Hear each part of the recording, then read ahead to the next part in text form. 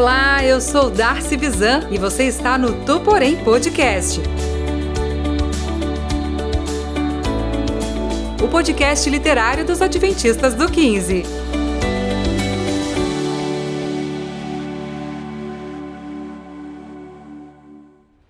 Episódio 44. Mil cairão ao teu lado. Nos últimos dias, muitos farão revisões históricas, querendo negar fatos documentados. Tu, porém, lembre-se, tudo isso foi registrado não por uma pessoa, mas por milhares que o sofreram. Em uma época mais tranquila e não moralmente fatigada como a nossa, haverá de ler horrorizada o que um único homem carregado de ódio perpetrou no século XX. Bom dia, boa tarde, boa noite, meus queridos amigos. Sejam bem-vindos a mais uma nova temporada do podcast Tu Porém, o podcast literário da Igreja Adventista do Sétimo Dia, aqui do bairro da Parada 15 de Novembro. E como os irmãos sabem, eu não faço monólogos, eu só faço conversas. Eu trago pessoas muito especiais para compartilhar com a gente as lições, né, que cada pessoa tira dos livros. E eu estou aqui com uma pessoa muito especial, muito inteligente, um historiador entre nós, que, nossa, essa temporada promete, irmãos, porque é só gente top que vai participar. E é ele, que os irmãos já conhecem, da Igreja do Boni 4, e está aqui nosso querido amigo Matheus. E aí, Matheus, como você está? E aí, Paulinha, tudo bem? Eu estou muito bem, é um prazer aqui, até fiquei meio sem graça, assim, pelos elogios. Mas eu fico muito feliz de estar aqui novamente, né? A gente estava na última temporada e estar aqui é um grande prazer, e agora falar de alguns temas que entram mais e mais em história, né? Então é bem legal, né? Então espero ajudar, né, não só a gente aqui, mas todos que estão ouvindo aí, a aprenderem mais sobre o tema, né, que nós vamos apresentar para vocês. Mas não está só eu e a Paulinha aqui, nós temos também a nossa amiga Fernanda aqui, que também é muito inteligente, muito estudiosa, traz aqui vários comentários, né, bem interessantes pra gente. E aí, Fê, como é que você tá? E aí, gente? E aí, Matheus, Paulinha? Feliz de estar em mais um episódio aqui, começando uma nova temporada, ansiosa, porque o livro que a gente vai falar é muito bom. E, eu estou muito animada, então passo aqui a bola pra Paulinha pra gente poder começar mais um episódio. Então bora lá, gente, bora pra mais uma temporada incrível que a gente tá preparando pra vocês.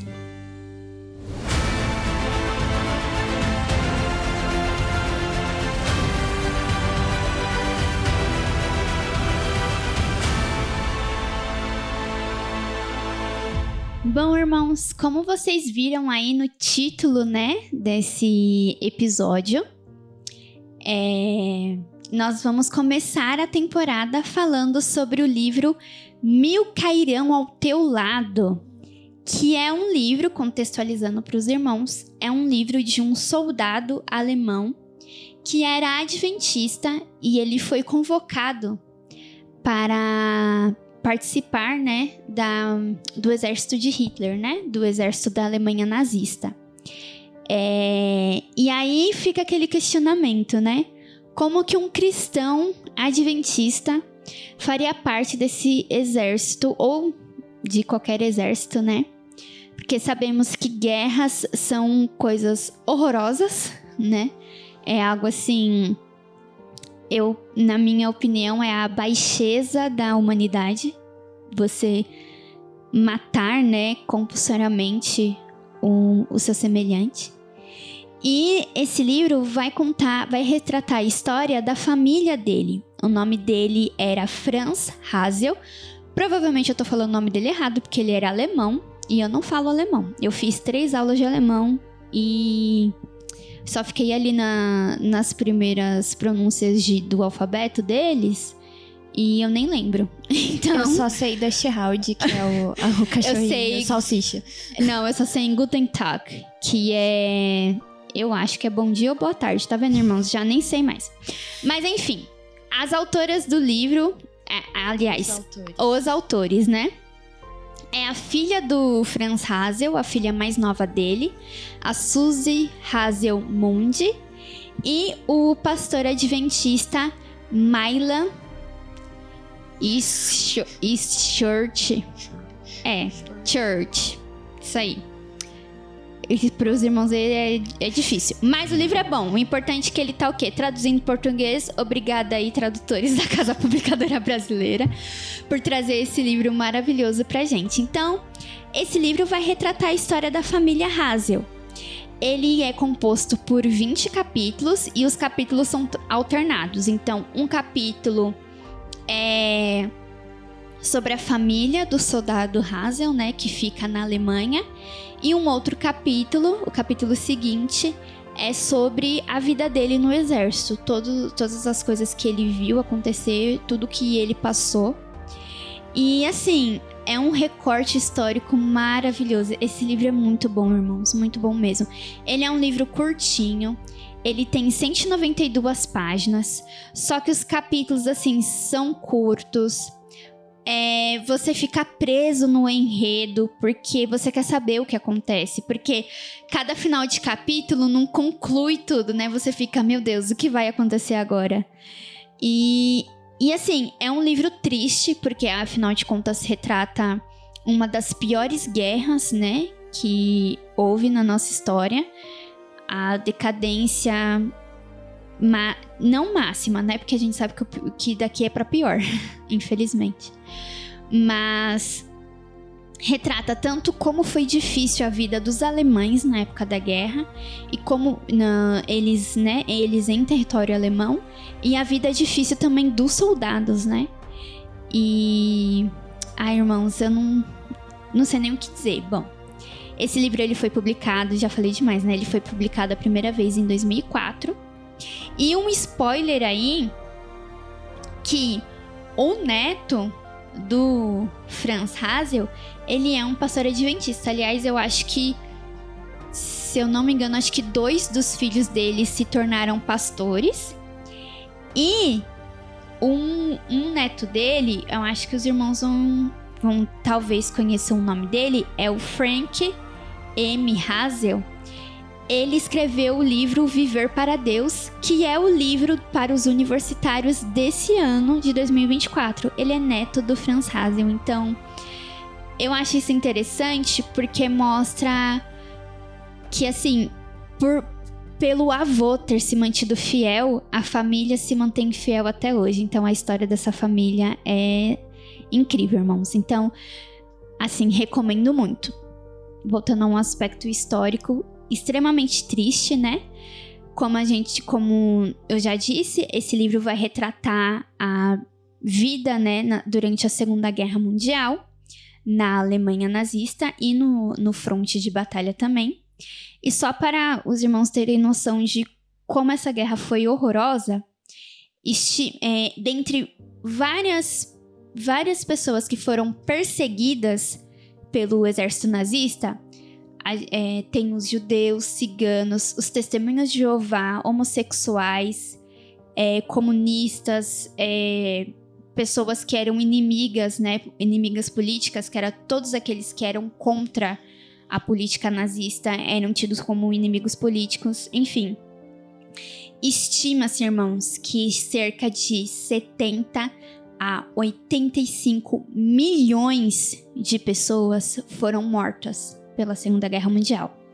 Isso contando tanto as vítimas diretas da guerra, civis e militares, e mortes causadas indiretamente, né, por doenças e fome, porque a Alemanha passou um período de muita fome durante a guerra. A gente vai aprender isso nos relatos da esposa do Franz Hazel, né? E só uma estimativa também. Estima-se que cerca de 250 a 500 mil ciganos foram mortos. Ciganos também foi uma etnia extremamente perseguida por Hitler. E a outra etnia que, assim, quase desapareceu, irmão. Vocês têm ideia que os judeus quase foram extintos durante a Segunda Guerra? porque estima-se, foram cerca de 106 milhões de judeus mortos. E sendo que só no campo de concentração mais famoso, né, o Auschwitz, foi cerca de 1.100.000 pessoas mortas. Então, assim, foi devastador. E a gente carrega as consequências disso até hoje. Então, a existência desse tipo de livro é importante pra gente não esquecer a história e não esquecer que nós podemos sim fazer a diferença, como a gente aprendeu com a família Hazel. Por menor que seja a diferença que a gente faça, sendo se for para salvar uma vida, vale a pena. Interessante, Paulinha, porque para a gente conseguir entender tudo o que está acontecendo nesse livro, a gente precisa entender toda a história, né? Tudo o que envolve o contexto dessa história, né? Como você estava falando, só primeiramente falando, os judeus, eles sofreram muito. Acho que foi o grupo que mais sofreu, né, em relação a isso, né, em relação à perseguição do Hitler. Mas já eu chego nisso. Primeiro eu quero contar como começou, né, essa narrativa da Segunda Guerra, ou a Segunda Grande Guerra.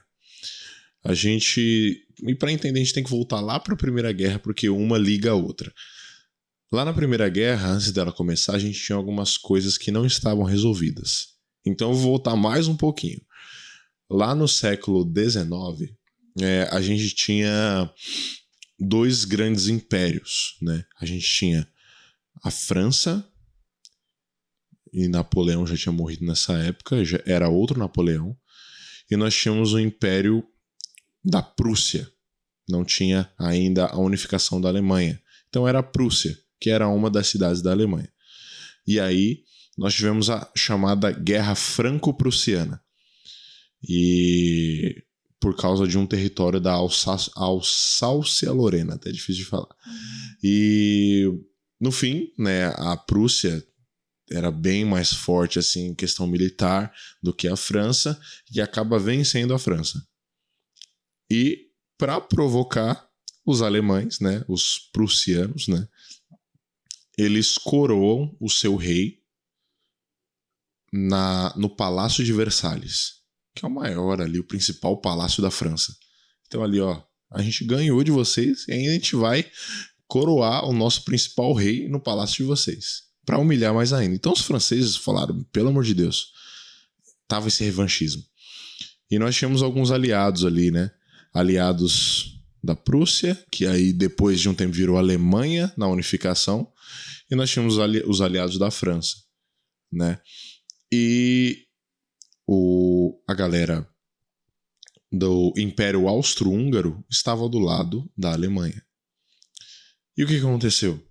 Já tinha várias coisas ali de corrida armamentista, de como posso dizer, guerras por territórios, tudo isso, e não teve um motivo grande pela guerra, era mais um declara guerra aqui, outro declara guerra aqui e tudo mais.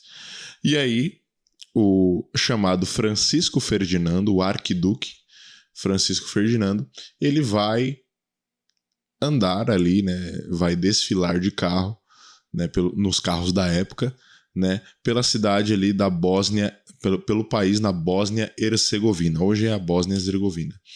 E era um território dominado pelo Império Austro-Húngaro. E aí esse cara é morto, né? Francisco Ferdinando é morto, e era só o tiquinho que a galera queria para declarar a guerra. Então o Império Austro-Húngaro declara guerra à Bósnia. Aí a Bósnia,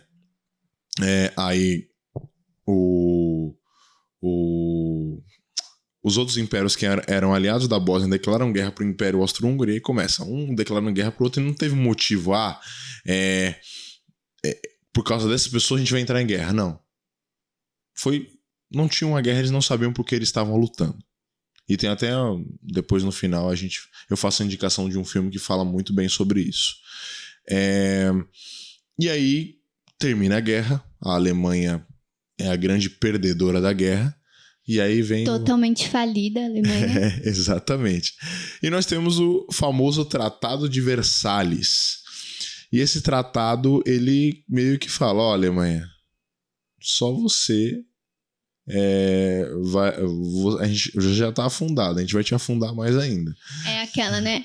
A culpa é minha e eu ponho ela em quem eu quiser. E a culpa é totalmente da Alemanha, o que foi péssimo.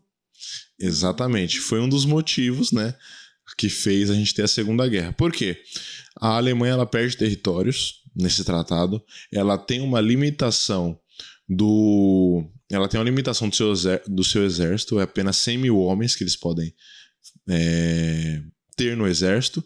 E eles ainda são obrigados a pagar uma grande indenização. Agora eu não lembro o valor da indenização, mas era um valor alto que inclusive eles terminaram de pagar recentemente. Cara. E assim, porque esse tratado, infelizmente, ele não foi revogado. Então, depois que coisou tudo ali, que se resolveu tudo, foi terminado de pagar ali esse valor. Se eu não me engano, foi ali em 2010, por aí. Você vê como recente, muito recente. Como é recente. E aí, Hitler, ele lutou na Primeira Guerra. E ele fica abismado. Pô, como assim? A Alemanha se rendeu, não sei o quê. E aí ele fica... Só que aí, depois que acaba a guerra, ele vai seguir o seu sonho de tentar ser artista, né? Novamente. Mas ele não consegue, não tem sucesso. Não só porque ele não consegue, ou ninguém quer comprar as suas artes, mas porque...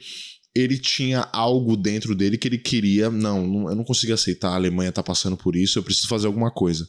Então, ele começa a crescer politicamente, se aliando ao Partido dos Trabalhadores Alemães, que depois se torna Partido Nacional Socialista dos Trabalhadores Alemães, né?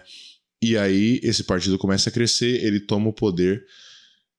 E aí ele começa a crescer. E ele ignora totalmente o Tratado de Versalhes. Ele fala, não tô nem aí no Tratado de Versalhes. Irmãos, se você parar pra estudar a história da Segunda Guerra, Hitler, assim, pra que fazer acordos, né? Ele não seguia acordo nenhum. Tipo, a palavra dele não valia de nada. E é revoltante que as pessoas, não, ele assinou o tratado, ele vai seguir o tratado. Vai seguir nada, mano! Que loucura! É muito engraçado isso. Ele ignora completamente não só esse tratado, mas também um tratado que ele fez com a Rússia. E aí ele ignora completamente. No decorrer do livro, a gente... irmãos, cenas para os próximos capítulos. Porque ele fez tratado com todos os países. Todos os tratados ele quebrou. Sabe que é todos? Todos. Não teve, acho que um que ele respeitou. E as pessoas ainda... não... Gente, é muita inocência, mas enfim. Não, é muito complicado mesmo. E aí ele ignora completamente, ele cresce o exército dele completamente assim. Isso pode até parecer... Tomara que não chegue errado no ouvido de vocês que estão ouvindo não entendam errado. Mas tirando toda essa parte ruim que Hitler fez, ele realmente recuperou a Alemanha. Ele recupera a Alemanha. A Alemanha estava numa crise grande econômica e ele não só recupera a Alemanha economicamente, mas o ânimo alemão, né? Eles estavam muito desanimados e ele recupera esse ânimo alemão. É porque eu acho que também até alguma coisa que a população meio que precisava, né? Tipo, de... A gente... Como nação, a gente tá quebrado, assim, aí vem alguém pra unir e pra trazer aquele espírito patriota de novo e tudo mais. E perigoso. E entra aquela questão também, né? Que eles estavam todos derrotados. Aí vem um líder que une eles e a forte propaganda, né? Sim. O marketing ali era fortíssimo. Potência, nós vamos dominar ser a superpotência, nós vamos criar um império alemão, vamos expandir nosso território. Vamos ser fortes de novo, né? Enfim, esse papinho de novo. E ele, não sei se ele... Você pode me corrigir se eu estiver errado. Se ele é considerado um líder populista, Matheus, ou... Porque Muito. ele era, né? Porque... É bem característica, né? Porque é muito característica de líderes populistas, né? Eles falam o que o povo quer ouvir. É uma figura É uma lá, figura que, de olha, salvação. O que ele tá fazendo, ele vai trazer a Isso. salvação pra nossa pátria. É. Não, é muito interessante. Tem duas coisas. Só voltando na propaganda, antes de eu entrar nessa parte da... O que você comentou agora que eu esqueci, perdão. Que você me perguntou agora. Se ele era populista. Populista. Ele era extremamente populista. O que é característica de um cara populista? Assim como Vargas, como Mussolini, como outros caras. Ele faz as vontades do povo. Ele fica do lado do povo. Ele ganha o povo pra ele. Até hoje, agora citando um outro cara populista que foi Vargas, até hoje tem pessoas, e a avó do meu professor da faculdade, ela tem um quadro de Vargas assim na casa dela, e ela conversa com um quadro assim. Credo. Então é algo assim, tipo... Surreal. Mas é por quê? Porque ele consegue contagiar as multidões. Uau. Ele contagia. E mesmo, assim, por mais que os discursos dele... Dá pra ver que é um negócio terrível. Mas a forma que ele fala te contagia. E aí você esquece tudo aquilo. Infelizmente o ser humano é assim. E aí acaba contagiando. Ele fala, pô, esse cara aí é top, não sei o quê. E você acaba se aliando a esse cara. Como foi com Hitler e outros grandes líderes. E como a Paulinha falou e a Fernanda também, isso foi muito por causa da propaganda. O grande chefe de propaganda de Hitler foi Goebbels, né? E ele era um cara assim, ele endeusava Hitler. E ele era muito bom no que ele fazia. Ele fazia propagandas assim, muito boas. Porque primeiro ele precisava fazer com que a galera abraçasse o nazismo. Mas ele também precisava crescer a imagem de Hitler. Então ele fazia várias propagandas com Hitler segurando a bandeira da Alemanha e não sei o quê, mostrando como Hitler era realmente o símbolo daquela nação. Vamos lá, só abrindo um parênteses. Hitler, ele era... Não, vamos voltar. Quais são as características da raça ariana que eles pregavam? Vamos ver se vocês lembram. Sei lá, branco, loiro do olho azul. Do olho azul. Alto, forte, Alto, né? forte. É. Hitler era alto? Não. Ele nem era loiro. Mentira. Ele não era alemão, ele era austríaco. Exatamente. Se você também ele era meio pansudinho, né? Ele não era um cara fortão. Cá entre nós, esteticamente, sim, né? Desculpa, Hitler, mas não sei. Desculpa nada. Desculpa nada. Seu feio. Não, Ele pregava esse negócio da raça ariana, mas ele não tinha quase nada da raça ariana. Ele só era branco. De resto, ele não tinha quase nada. Nada. Então, assim, ele pregava muito isso. E Goebbels, ele precisava fazer uma propaganda que mostrasse que Hitler era o símbolo. Mesmo ele não tendo nada da raça ariana, mas que ele fosse um símbolo. Tanto é que quando Hitler ele se suicida no final da guerra, Goebbels ele fica... Poxa, e agora? E o que ele faz? Eu não sei se vocês conhecem essa história, mas Goebbels, ele também se mata. Ele dá veneno. Antes de se matar, ele dá veneno para sua esposa e filhos. E depois ele se mata porque ele não conseguia imaginar o mundo sem Hitler. Uau. E o chefe de propaganda dele morre assim. Então, assim, depois disso, só para finalizar, Hitler, então, quando ele tá nessa ascensão, ele começa a pregar sobre os judeus. E quais são os dois principais motivos que fazem a galera odiar os judeus? Primeiro, porque o segundo é mais curioso, né? O primeiro é porque os judeus eles estavam ocupando cargos que Hitler dizia que era dos alemães. Os judeus, querendo ou não, eles são muito ricos. Hoje a gente conhece a rua Oscar Freire, né? Aqui em São Paulo, que é uma rua muito de classe alta e onde os judeus moram, né? Tem muitos judeus que moram lá. Mas eu acho importante ressaltar que existem judeus de várias classes sociais, Sim. certo? Uhum. Várias classes sociais. Tem judeu rico, judeu pobre, classe média, classe alta, enfim. Por que eu tô salientando isso? Porque isso é uma das propagandas nazistas. Quando a gente fala essas piadinhas que todo judeu é rico, a gente tá ecoando o discurso nazista. Porque foi esse discurso que Hitler usou, falando, por exemplo, essas teorias da conspiração que os judeus governam o mundo, que eles são donos dos bancos.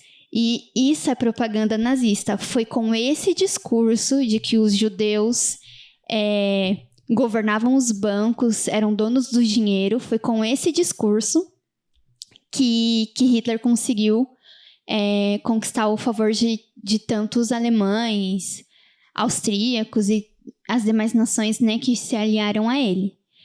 E só para salientar, né, que a gente tem que tomar muito cuidado com isso, porque é um preconceito, é um discurso antissemita. Não, é exatamente isso. Porque assim, a gente pensa, por exemplo, os judeus que moram na Oscar Freire, são tudo rico, né? E a gente acaba ligando isso, né? E os judeus, alguns deles ocupavam, né, alguns cargos altos em empresas alemãs, né? Não todos, logicamente, mas ele dizia, tá vendo? Os judeus estão lá ocupando os cargos que deveriam ser dos alemães, né? E olha, eles estão ocupando, e como a Paulinha disse, eles vão dominar o mundo e tudo mais, mas não só isso, né? Hitler perseguia muitos grupos religiosos, mas por ser um partido e não estou querendo entrar em política nem nada, só citando realmente o que a história fala. Era um partido de extrema direita. Então, quando a gente pensa num partido de extrema direita, também a galera que é de direita é mais conservadora, né? Pensa mais em relação à família e também à religião, né? A cristandade. Tanto é que no livro fala, né, a gente vai ver mais pra frente, que no uniforme do Hazel tem lá uma citação de que Deus é nosso refúgio, Deus é fiel, tal, essas coisas. E o que eles diziam? Que um segundo motivo que é mais curioso é que eles começaram a criar essa raiva pelos judeus também porque eles haviam crucificado Cristo. E aí eles usam isso também de justificativa para perseguir os judeus. E se vocês olham nas propagandas nazistas, né, tem muita coisa assim que eles criam caricaturas dos judeus, eles como banqueiros, mas com a cara feia assim e tudo mais, para que as pessoas vissem eles como ratos, né? Infelizmente as pessoas viam isso. Eu vou quebrar o protocolo aqui e citar um documentário que é muito interessante, tem na Netflix, que é Como se tornar um tirano. Tem vários episódios e cada episódio fala de um tirano que teve, né? E o primeiro é sobre Hitler, né? E aí ele conta as motivações de Hitler e tudo mais, né? Tudo o que ele fez para se tornar o grande tirano. E é interessante essa propaganda também, porque os judeus, irmãos, eles foram perseguidos por causa de etnia e por causa de religião também.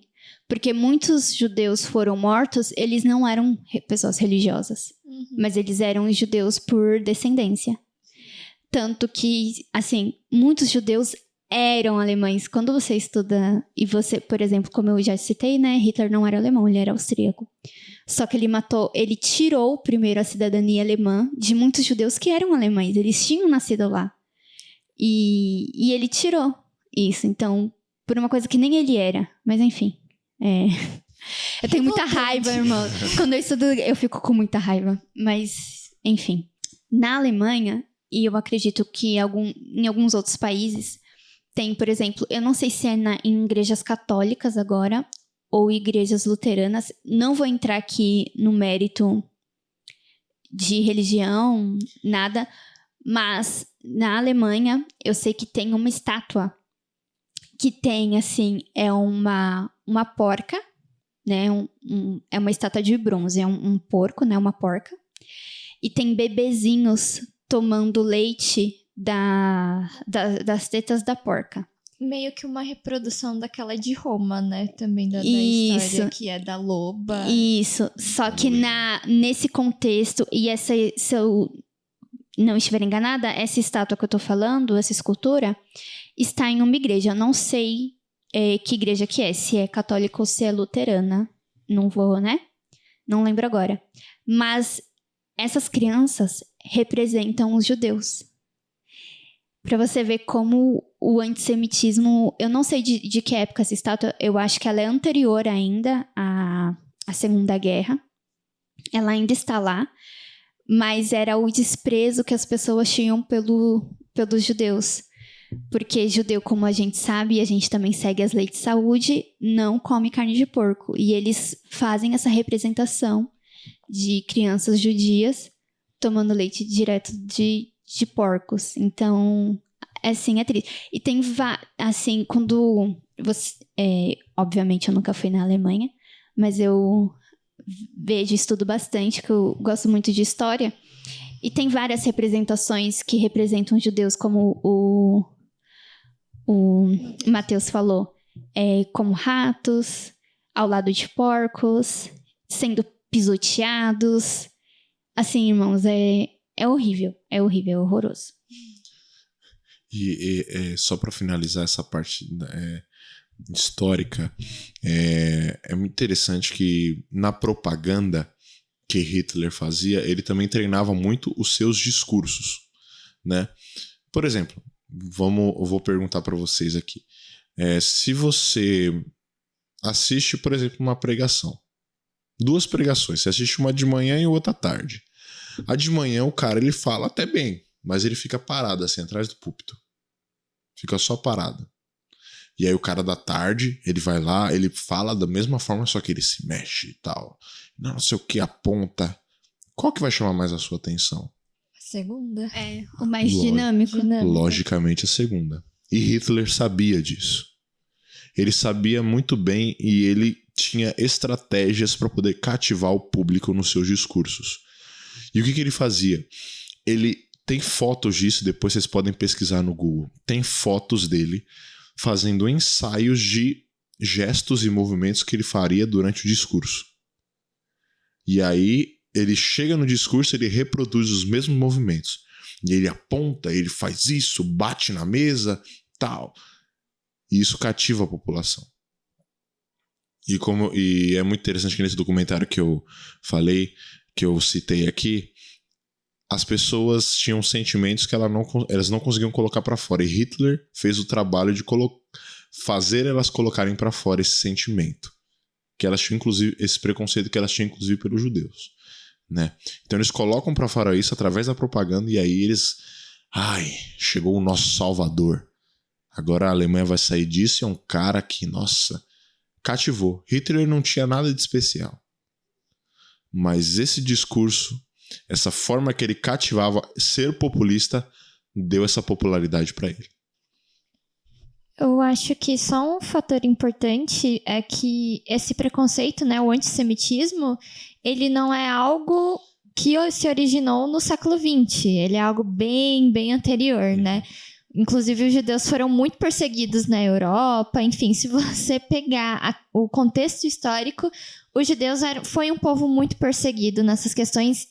E é válido falar perseguidos também por cristãos, né? Os cristãos também apontavam exatamente o que o Mateus trouxe, de que os judeus mataram Jesus e por isso nós devemos odiar esse povo. Mas agora eu queria trazer a relação, né, da Igreja Adventista com a guerra.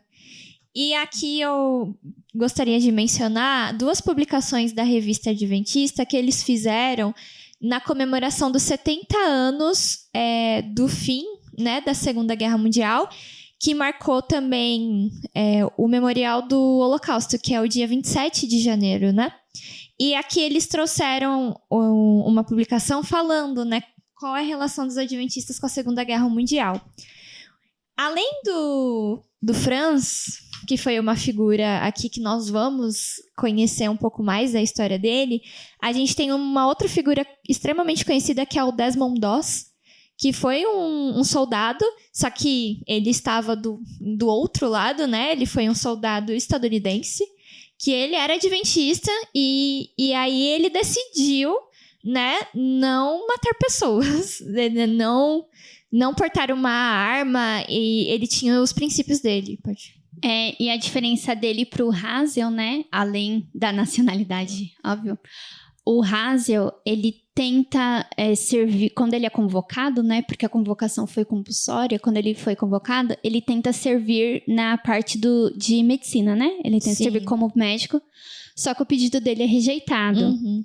E no caso do Desmond Doss, não, ele serviu como médico. Sim.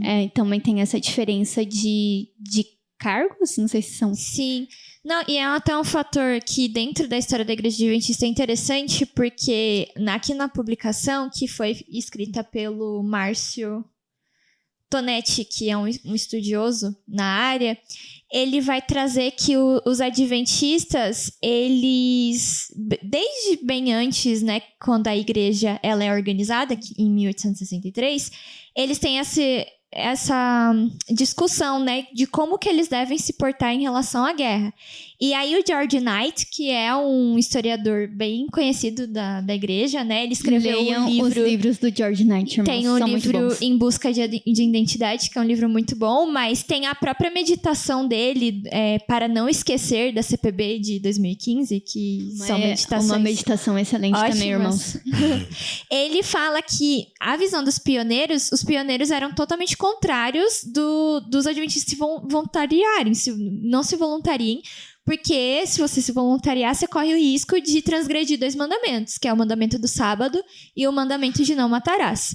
Só que aí, com o passar do tempo, as pessoas ficavam meio assim, mas... E se eu entrar, tem que... Na questão do Franz mesmo, ele foi obrigado, né, a se alistar. O que acontece diante disso? Aí o Márcio, né, que é ele escreve um estudo sobre, ele fala dos escritos da Ellen White, que a Ellen White até chegou a comentar também, que em caso dos adventistas, né, deles serem convocados, eles tinham que participar, mas eles tinham que ter consciência, né, a vivência deles de cristãos. Então, aí, a partir de então, né, fica na sua conta, o que você vai fazer. E o que a Paulinha trouxe é interessante, porque nós vamos deixar aqui disponibilizado os 2 links.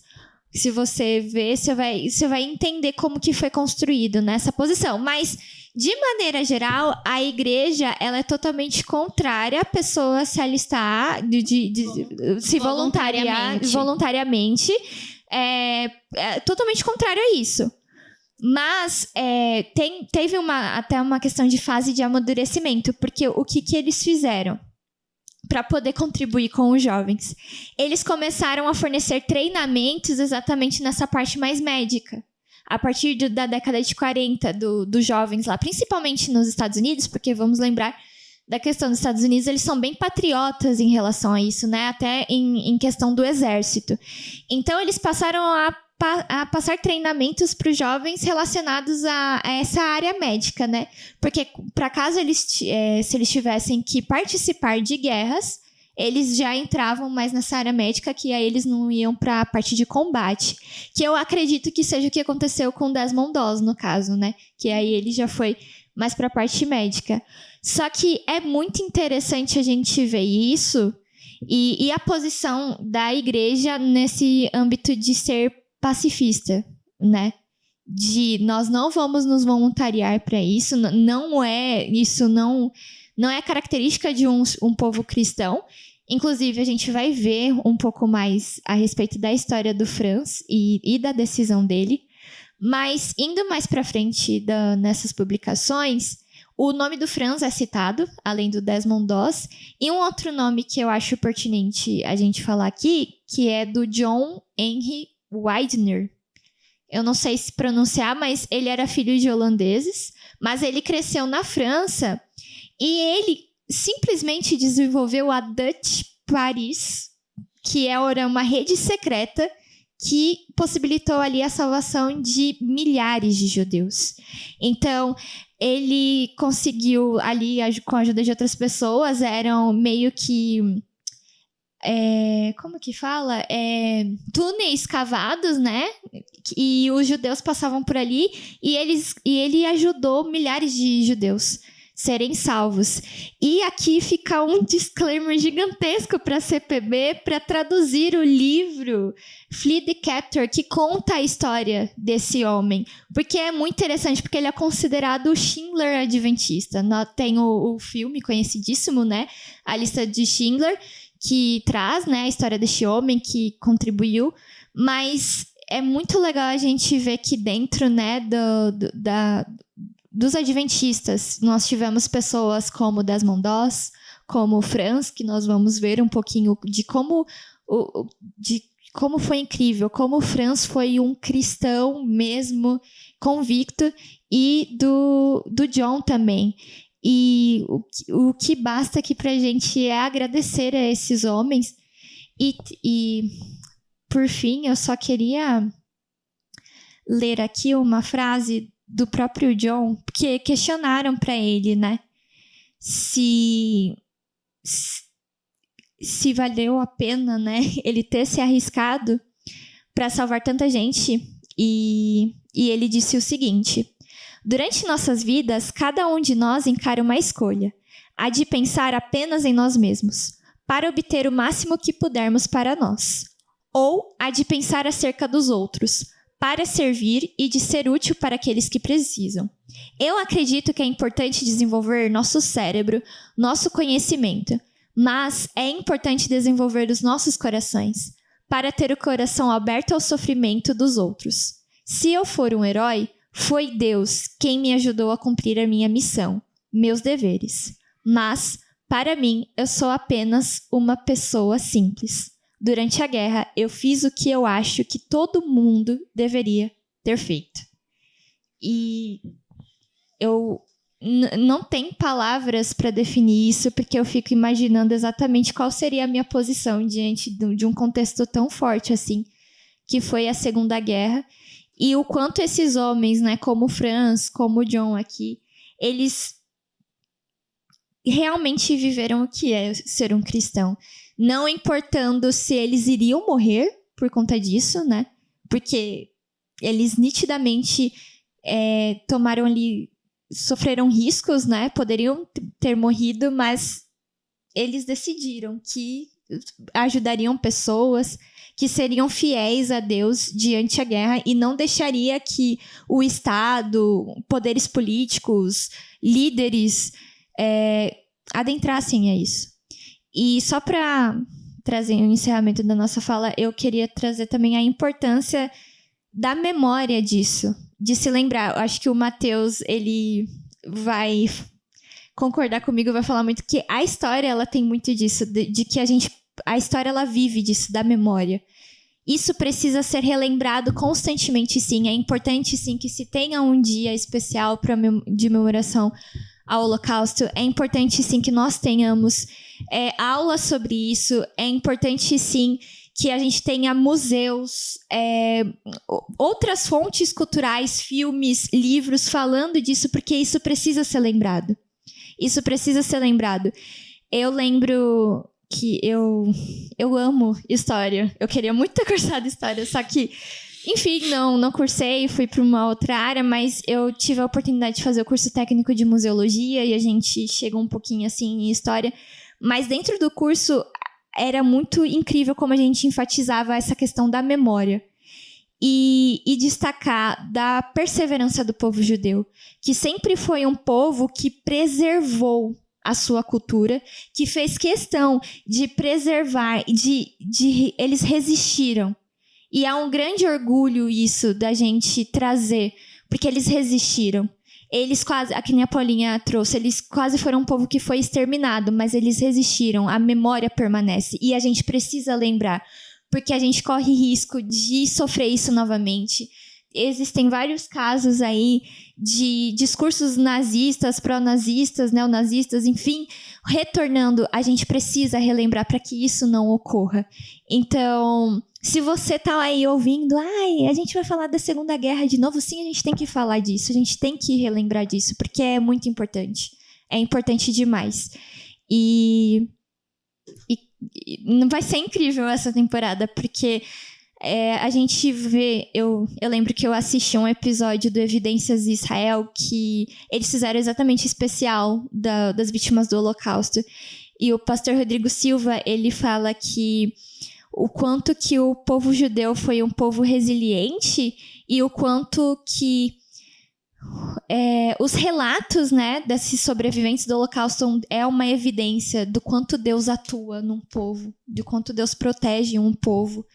E, enfim, é sem palavras, sem palavras. E é interessante que a Fê falou como o povo judeu é resiliente. Uma curiosidade que eu aprendi é que a estrela de Davi, hoje, ela é um símbolo do povo judeu, né?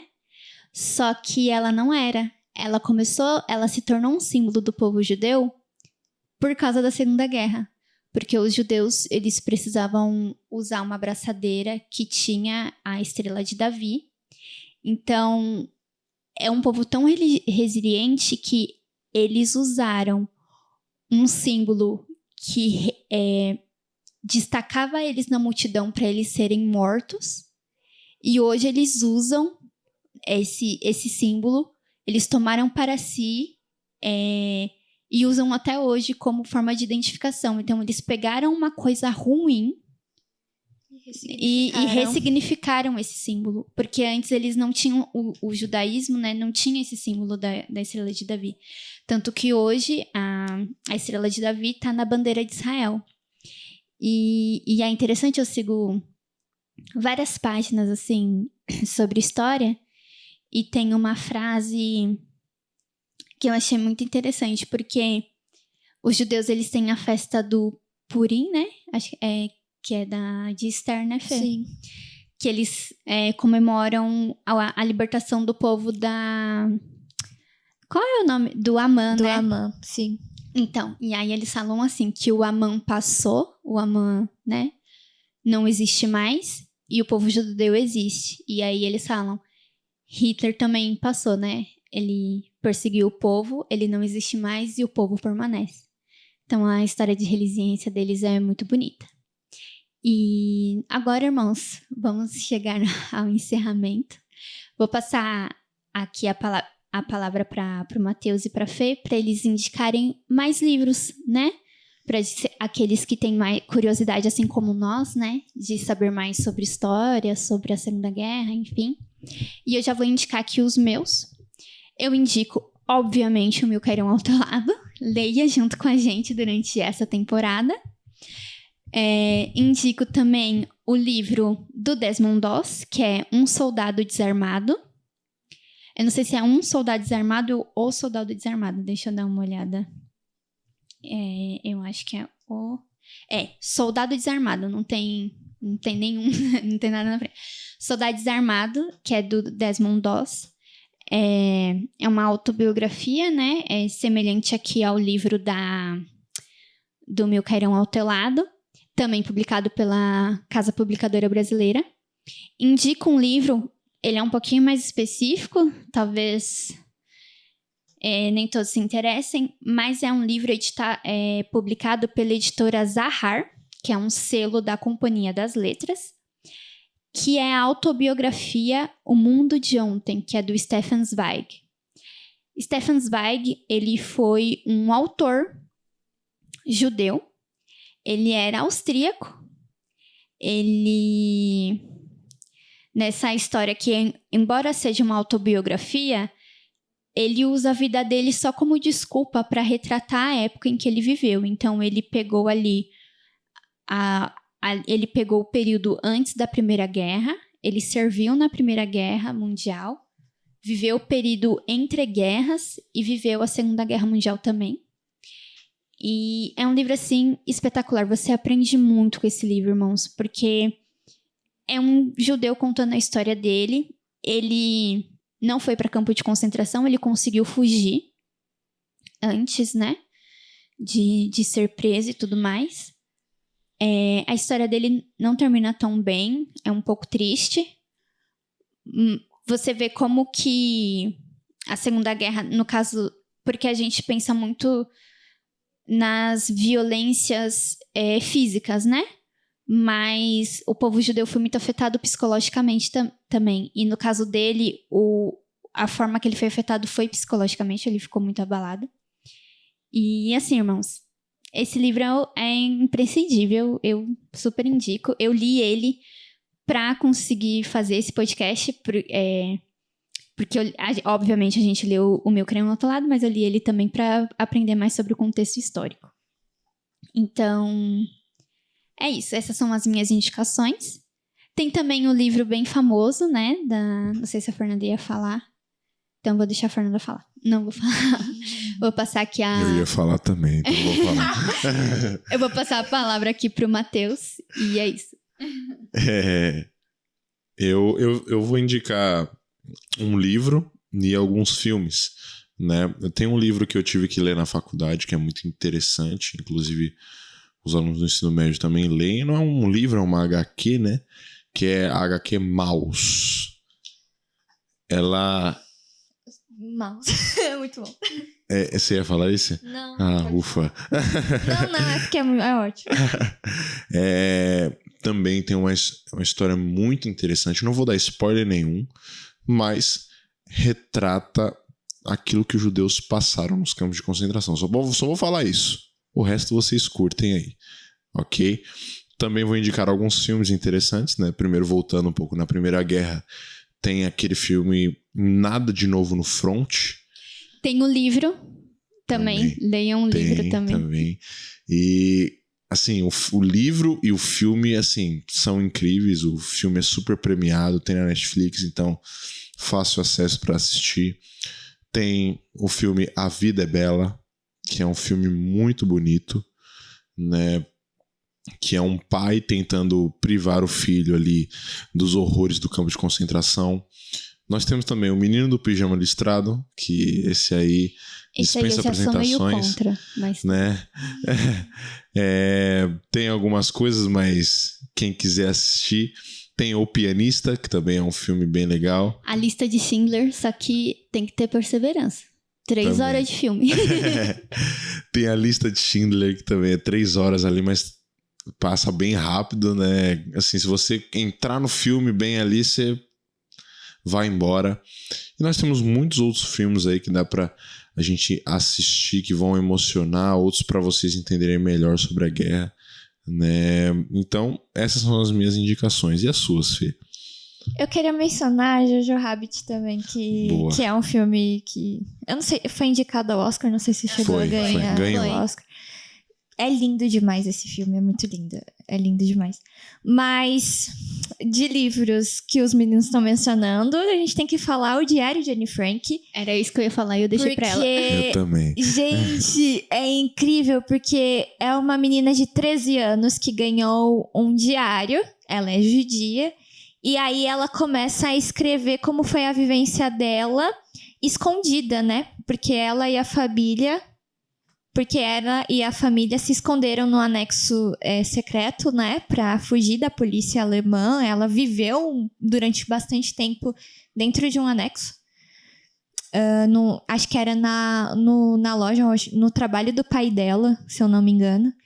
E é muito bonito a gente acompanhar o desenvolvimento de uma menina, ela passando pela adolescência dentro desse contexto.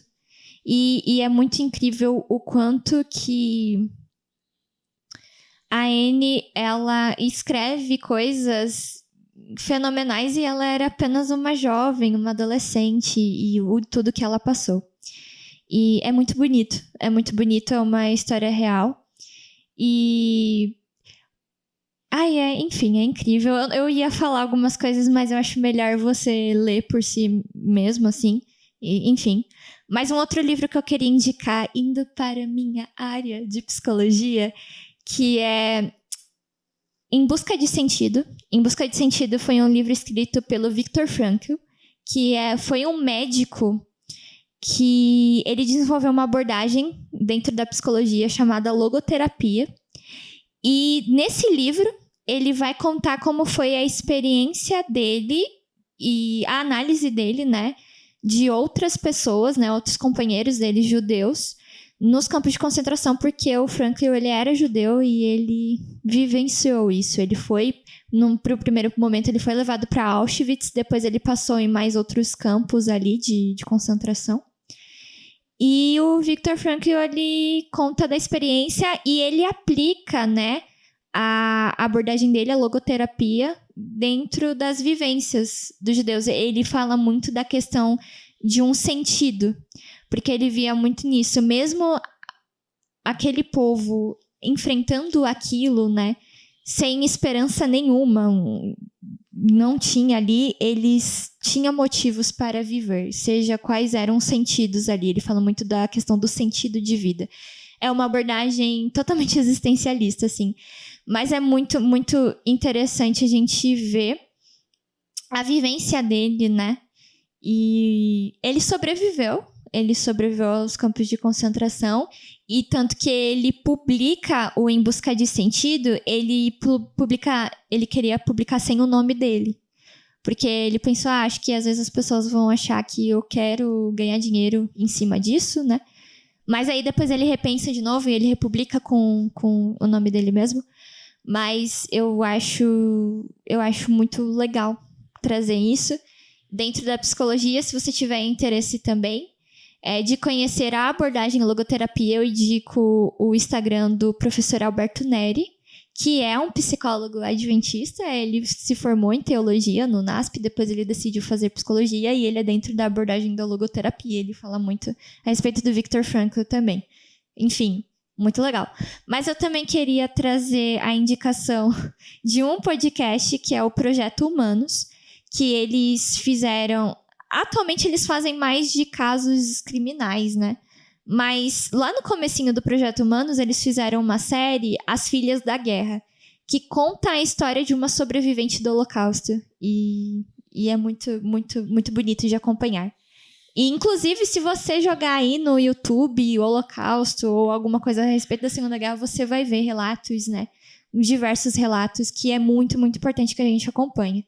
Mas, por fim, eu, como uma amante de museus também, eu gostaria de indicar 2 lugares, que é o Museu Judaico, aqui de São Paulo, que nós tivemos a oportunidade, eu, a Paulinha, a Melissa e o Eric, a gente teve a oportunidade de visitar no dia 15 de março, e foi, assim, incrível conhecer um pouco da história do povo judeu e ver a questão da resiliência. E eles contam sobre, né, o povo judeu, né? Ao todo, não é algo focado especificamente no Holocausto em si, mas é toda a história, a cultura judia, enfim. E no final tem, né, uma parte reservada somente para o Holocausto, que é até um documentário, enfim. E tudo que a gente viu ali é incrível, você sai arrepiado. E até mesmo a própria estrutura do museu. O museu é dentro de uma sinagoga, funcionava como uma sinagoga, né, o Templo Betel. E aí ali eles ressignificaram, né, como um museu.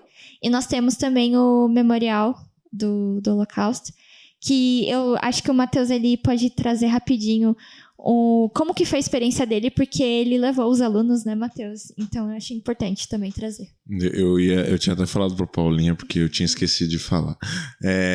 Fica essa indicação do Memorial do Holocausto, que é assim, ele é muito triste, porque a gente ali vê a realidade de tudo que os judeus passaram, né? E aí, uma visita... Eu esqueci agora. Uma visita orientada, não sei se é a palavra... Guiada, isso. Guiada. E aí a historiadora ali, ela também vai contando tudo que foi acontecendo até chegar esse momento dos judeus, né? E assim, só uma coisa, eu não vou entrar em muitos detalhes, só para que vocês possam ter a oportunidade de ir ver pessoalmente isso, mas nós temos representações, tem algumas coisas originais, outras são representações das roupas, do local onde eles dormiam, de objetos que foram achados, né, no campo de Auschwitz, em outros campos também. Nós temos algumas representações de outras roupas que eles usavam, como a Paulinha disse, eles tinham uma roupa onde eles usavam o bracelete ali, né? E também uma estrela no peito, amarela, que era a estrela de Davi. Isso, os identificável, a gente vai ver isso, mas também é citado no livro, a gente vai ver mais pra frente. E nós temos também alguns desenhos, né, de pessoas e de crianças que estavam ali dentro do campo de concentração, onde elas relatam através de desenho tudo o que elas viam ali dentro do campo. Então é muito interessante que vocês possam visitar esse memorial. Então, irmãos, esse episódio ficou longo, pedindo umas desculpas, mas é porque é um assunto delicado, um assunto interessante que precisa ser tratado aí, né, com cuidado. Então, nós convidamos vocês para a semana que vem estar aqui com a gente novamente. Sigam a gente nas redes sociais, né? Nós temos o Instagram, @tuporém.podcast. A gente tá atuando mais lá, estamos colocando os cortes dos nossos episódios. Se você quer ver um pouquinho o nosso rosto, né? Que nosso podcast é só áudio. Então, vão lá, gente. Sigam a gente lá, estejam com a gente.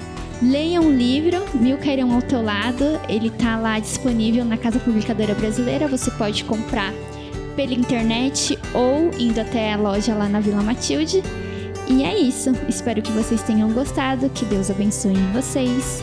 E até mais. Tchau, tchau.